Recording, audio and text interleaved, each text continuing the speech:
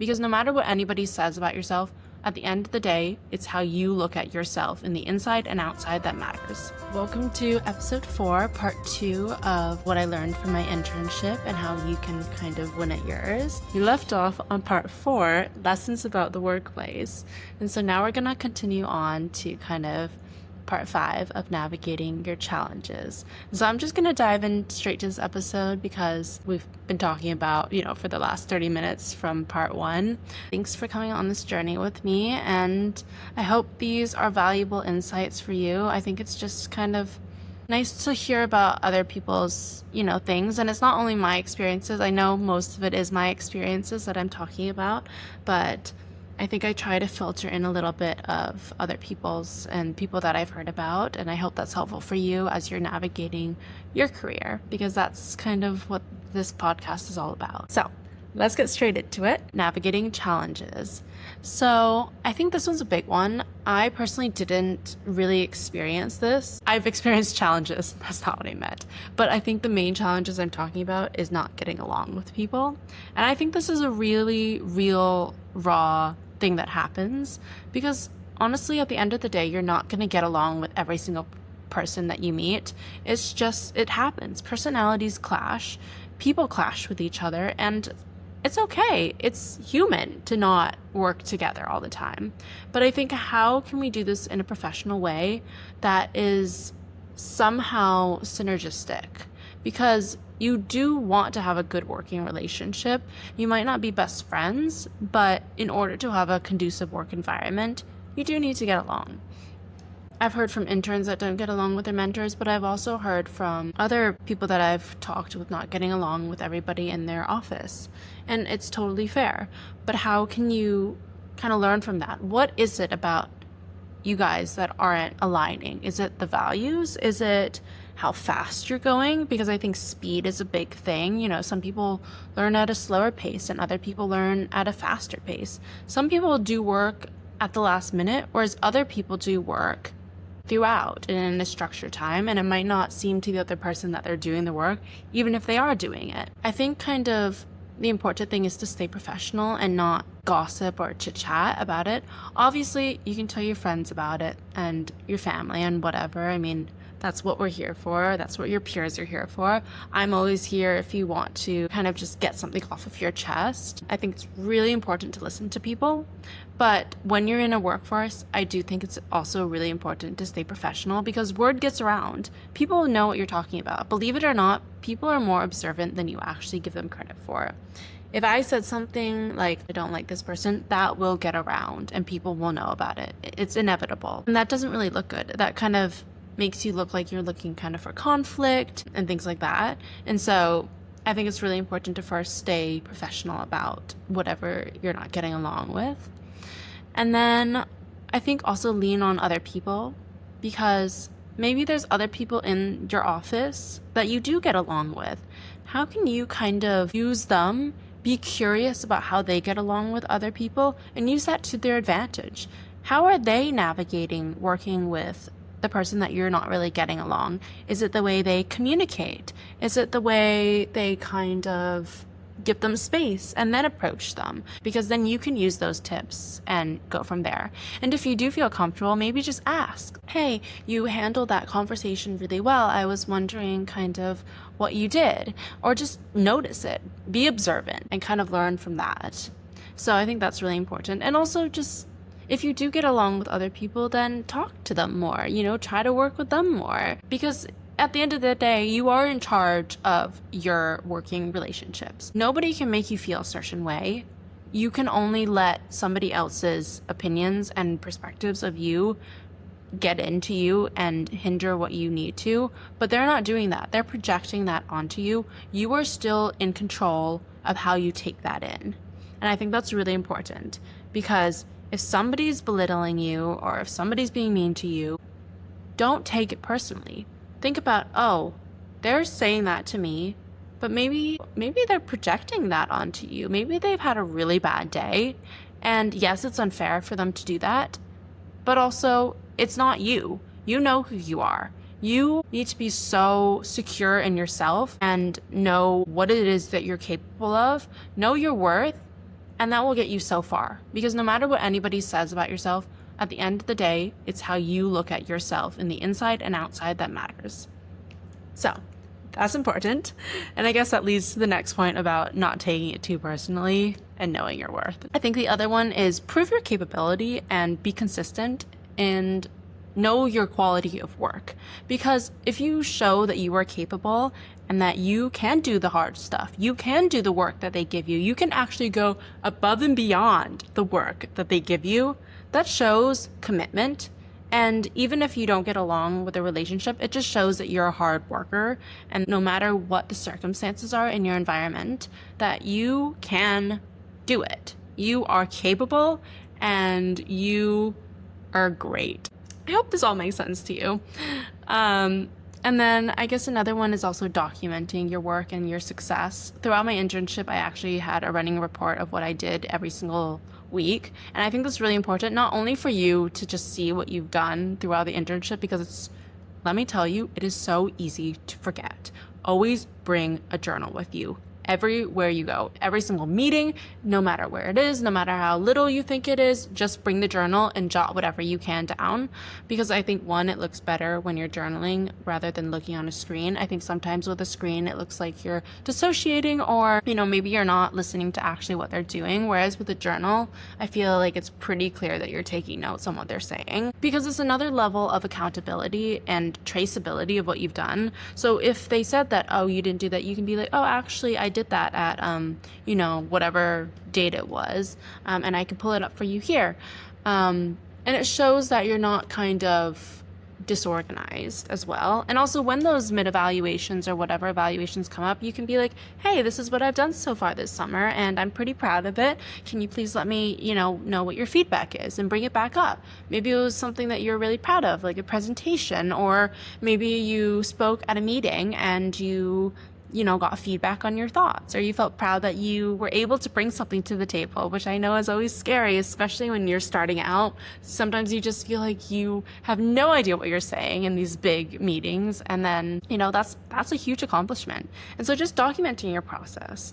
And then also, if it gets really overbearing with this relationship that's kind of conflicting, maybe go talk to HR or somebody on your team that, if it's not your mentor, if it is your mentor that you're conflicting with, obviously, go to someone else. But if it isn't, then go to your mentor and kind of ask how to deal with it. And it's still a professional way. I think that's really important. Don't kind of say, like, they were mean to me, they, shouted at me, whatever it was. Kind of be like, hey, I just wanted to bring to your attention that, I feel like I've been doing, X, Y, and Z, and I feel like sometimes this person doesn't recognize it, or I don't really know how to communicate with them.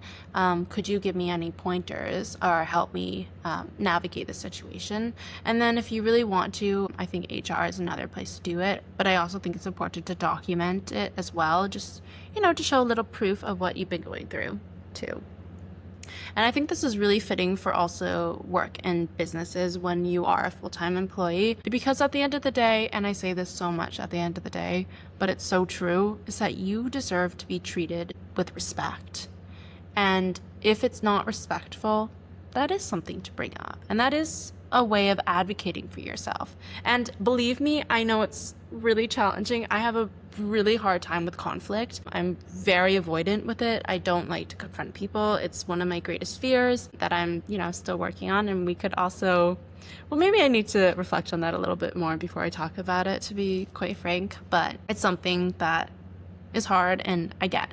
And it comes with, I think, another people-pleasing thing, which I have a great book for anybody that's a people-pleaser. It's called The Disease to Please. Please read it. We will definitely do an episode on people-pleasing, because that is a huge topic, but that book literally changed my life. So read that book. Anyways, see, I get on so many rants because I'm just so passionate about whatever I'm talking about in the moment. But anyways, and then I think the last thing I wanted to touch upon is don't over apologize. I think what happens when you kind of are navigating these challenges and relationships, which are inevitable in not just the workforce, but also friendships and relationships and whatever, is to first reflect on, is it something that you might be doing, or is it actually a conflicting thing in the relationship. And what I mean in this is that are you the problem, but kind of are you the problem? Like, think about it. Are you doing the work? Is what the person's saying valid or not? So let's say maybe the member was like, hey, I don't know why you haven't been going to more coffee chats, or I don't know why you are late all the time. You know, those things maybe be on you. Are you showing up at the time that you're supposed to come in? Are you doing the assigned work in the allocated time too? I think those are things that you can change, and those are the things that you can do.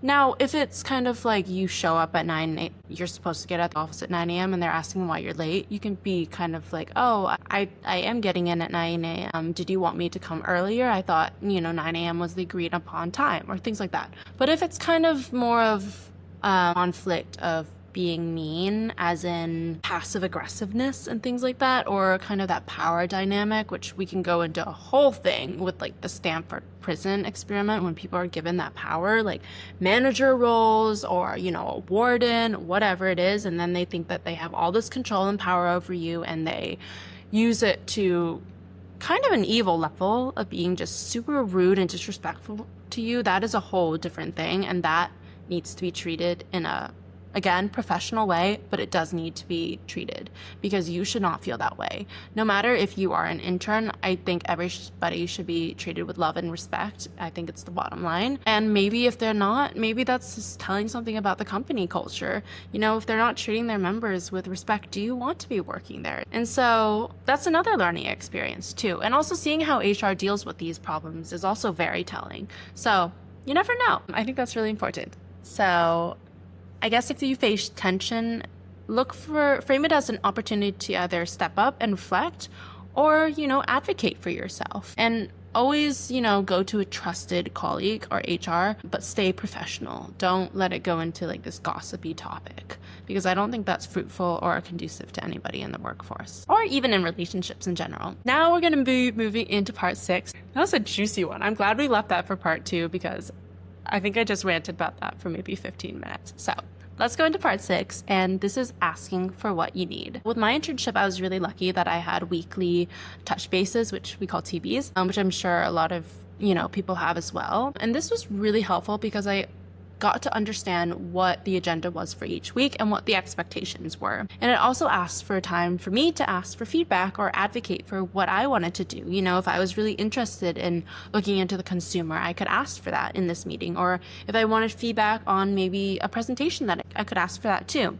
And so if you don't have these weekly TBs, and I know maybe your company is organized in a different way and weekly is a lot, but definitely kind of having a regular touch base with your mentor, I think, is really important, especially in an internship. Just kind of understanding what expectations are and how you can meet those, or just a little progress check in general. And then in those meetings, maybe ask, what's the priority this week? What can I improve on? What strengths stood out to you that I have? With this, I think it's also really important to have these evaluations with your mentor or manager. If you don't have one, maybe ask for one for them to see how you're doing and if you're doing a good job. And maybe it's an opportunity for them to ask for what they need, but also it's an opportunity for you to learn and reflect on how you're going and how your progress is. And so for those questions, I would definitely ask kind of, what are my strengths? What do you think I'm doing really well on? And then vice versa, what do you think I can improve on? Do you think there's something that I'm not doing up to par on the level that needs to be? And how can I grow, and how can I do that for you more? And that shows that you're proactive. It shows that you're willing to grow and learn. And that shows a lot of maturity, I think, in the workforce. And I think it's really desirable.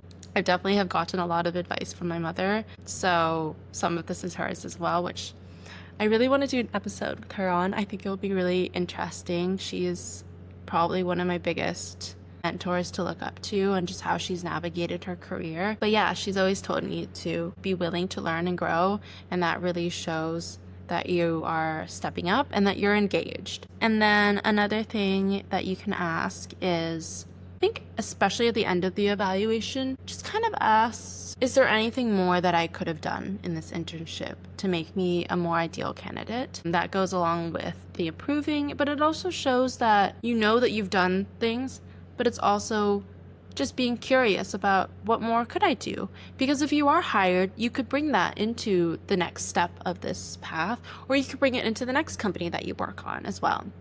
And then another really important one, which I think people should ask at their end, and I don't know if everybody does, but I was really curious about it, is why was I chosen? What qualities do I have aligned with the company? Was it something that I did specific that put me over the top of other applicants that I can utilize in future jobs, future skills that I can develop on? And so I know one of mine was going kind of above and beyond. I'm a little bit of a not overachiever.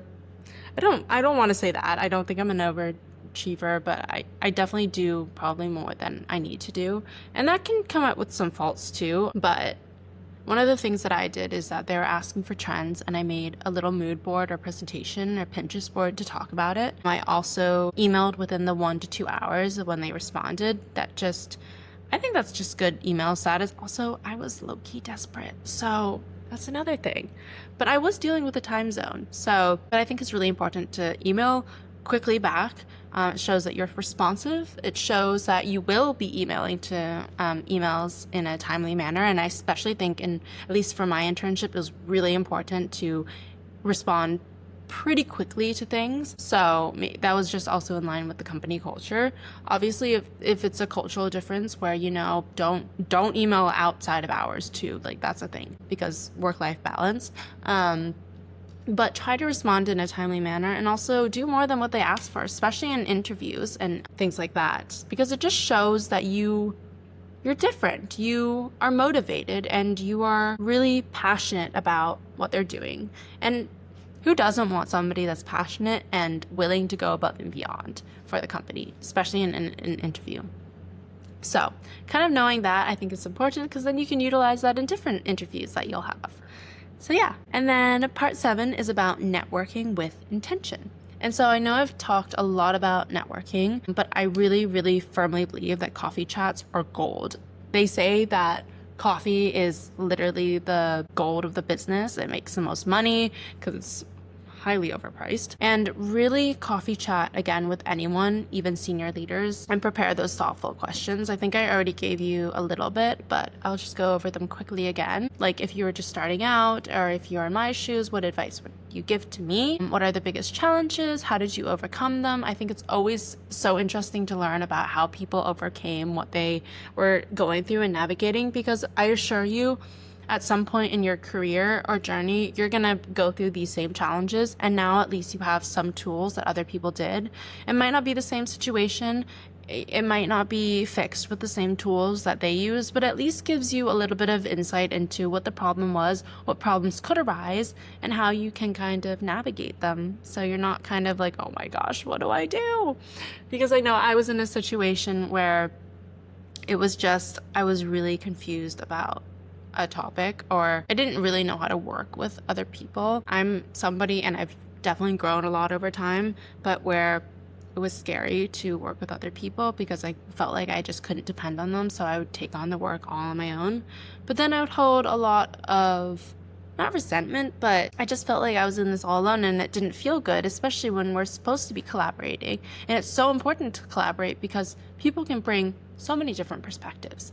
And so I guess I asked a lot of people how to deal with that. And I think it's really to trust your teammates. And that was something that I needed to work on, is that trust that they will get their work done.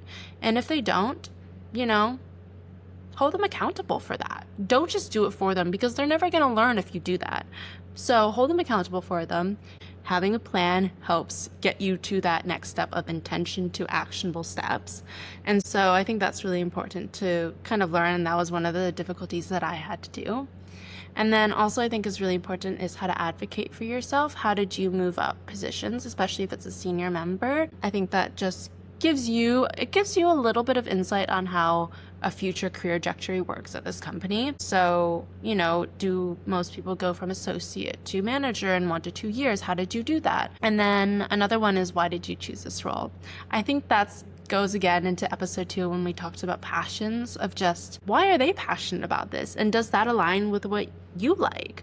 I think sometimes we can search on Google about these different roles, but we really don't know what it is in a real sense until we either do it ourselves, well, especially if we do it ourselves, but also by hearing from other people's experiences and kind of living through their shoes, I think is really cool to see. And it just gives you more insight to actually what that role is. And obviously every single company, a role that could be the same, like a director, manager, merchandiser, marketing, whatever. It could be the same title, but it could be so different in the company culture. And so I think that's really important to just see and learn about. So definitely coffee chat. And if you're shy, build it up. You know, maybe start with people that you're more comfortable with. Maybe just start talking with other interns, you know, being like, how did you get here? Like, what was your process? I mean, that's interesting too. And then definitely coffee chat with your mentor or manager. That's the first step. And then, you know, try to branch out from there. And definitely ask your mentor if they can connect you with whoever that they see fit too. Be like, hey, I'm curious about this team. Might you be able to let me know of somebody who's there that I could just, you know, coffee chat with? And more than not, they'll definitely be open to do that. So definitely coffee chat. That's my ramble on that. And then I just wanted to bring something all together. I think I touched on this really briefly, but sometimes we think that our weaknesses can be detrimental, but actually more than not, weaknesses are our strength. And this has come to my attention in a lot of areas that I have thought that maybe I thought were weaknesses and that they're actually my biggest strengths, because those things give you a unique lens. They give you something to differentiate yourself from other candidates. And we're all different. We all have so many different facets of ourselves that are different from every single person. No one person is the same. Even if you're an identical twin, there is something different about you. I kid you not. And so just reframe that. Reframe that weaknesses can be strengths. Being unique is a strength. And so this was really prevalent in one of my friends, and I don't think she'll be mad at me for sharing this story. I'll definitely ask, but I'm pretty sure it's good.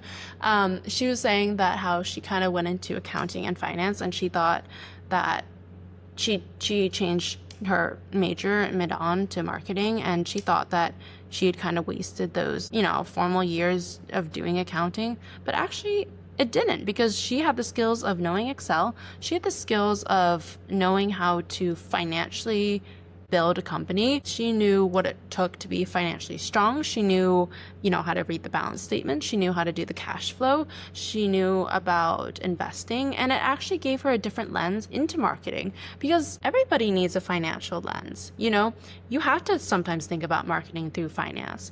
You don't have an unlimited budget at the end of the day. You have a fixed budget that you need to do to get your message across. And that can be important to planning it out. Also, content calendar, you know, same with finance. You have to kind of plan out your expenses.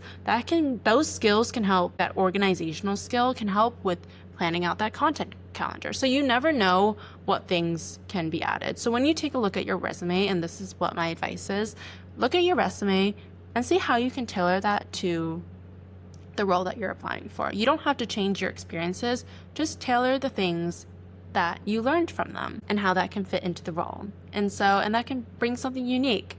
And I guess another thing that it was maybe unique about me is that I am an international person. I grew up in Singapore. I am from American, but I also go to university in London. And so I've had really a huge privilege of being able to experience so many cultures. And that does give me a leg up. And I know that we all travel nowadays, but I think I can bring some of the things that I've learned with just living in various cultures is how important it is to learn about the culture, respect the culture, and integrate it into your life when you're there, and even not. And I think it's just really broadened my perspective. I really like to think I'm not judgmental, and so that's why I'm always open to hearing your perspectives and your questions and queries, or things that you think you want to go further on, or something maybe you disagree with me on. I'd love to hear that. I'm so open for it, because I could be wrong. I could definitely be wrong. I'm willing to say when I'm wrong. Now, that also doesn't come easy, but I will say when I'm wrong. Maybe just not with my sister. But that's a sibling dynamic, let's be honest. No, me and my sister are close. We're great. Yeah. So to cut this ramble short, just remember that your uniqueness is a strength and don't shy away from it. To recap all of this, I just want to say that to be successful in an internship, there really is no one way to do it. But I think it's really important to be curious, proactive, and open to growing, because that's what it's there for. Every internship has a chance to learn from the job and also yourself, not only just the hard skills, but the soft skills. And how can you kind of reflect on that and grow from it as well? How can you take that back into university? Which I also want to do another episode about on kind of leaving the workforce and going back into university. I think it can be a little bit disheartening.